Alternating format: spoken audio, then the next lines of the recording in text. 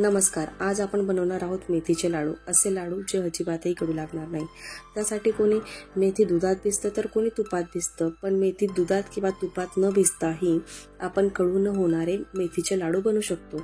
त्यासाठी मी साहित्य घेतलंय: अर्धी वाटी मेथी, 5 वाटी गव्हाचे पीठ, 1 वाटी काजू, 1 वाटी बदाम, 1 वाटी डिंक, 3 वाटी खोबरे, 2 वाटी खारीक, अर्धी वाटी खसखस, 3 वाटी गूळ, 1 वाटी तेल. तुम्ही तुपाचाही वापर करू शकतात.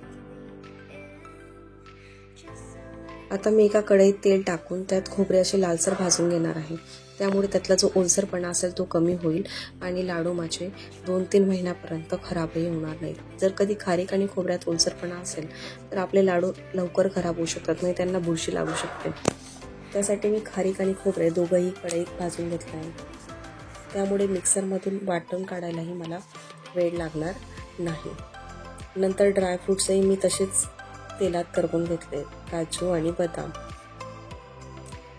नंतर मेथीलाही मी थोडं भाजून घेतलेलं आहे, त्यामुळे ती वाटायलाही सोपी जाईल. खसखसही मी तेल टाकून भाजून घेतलेली आहे. तुम्ही बघू शकता खसखसही अशी लाल होऊ द्यायची आणि नंतर मेथींनाही थोडा लालसर रंग आला तोपर्यंत तेलात गरम करायचे आणि नंतर कढईत तेल टाकून डिंक तळून घ्यायचे आहेत.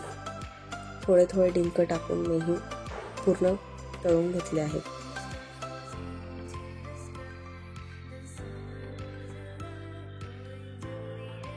आता मी या सर्व गोष्टी मिक्सरमधून वाटून घेणार आहे.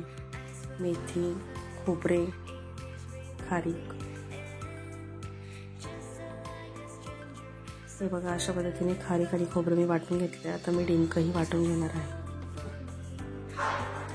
डिंक, ड्रायफ्रूट्स आणि ते सगळं एकत्र करून झाल्यावर एका मिक्सरमध्ये मी आता मेथीही दळून घेणार आहे आणि ती गव्हाच्या पिठाने बारीक असं गाळून घेणार आहे.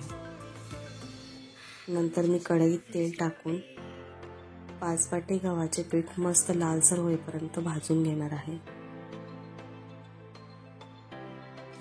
अशा पद्धतीने त्याला पूर्ण मिक्स करून घ्यायचे.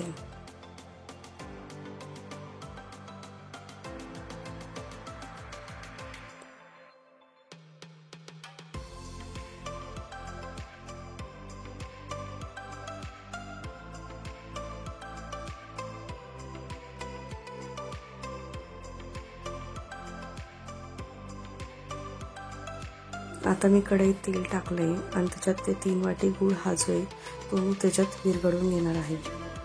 मला गुळाचा पाक नाही तयार करायचा, फक्त मला तो गूळ जो आहे तो तेलात विरघळून घ्यायचा आहे. विरघळून झाल्यावर मी त्याच्यात अर्ध्या वाटी मेथीचं पावडर जे ते त्याच्यात टाकणार आहे.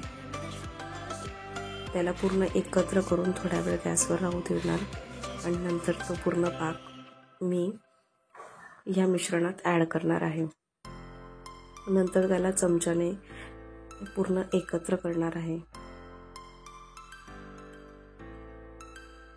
एकत्र करून झाल्यावर मस्त त्याचे छोटे छोटे आकाराचे लाडू वळून घेणार आहेत. हे बघा अशा पद्धतीने एकत्र करायचे. जोपर्यंत ते गरम आहे तोपर्यंत पटापट लाडू बनवून तयार होतील आपले. हे बघा अशा पद्धतीने लाडू वळून घ्यायचे.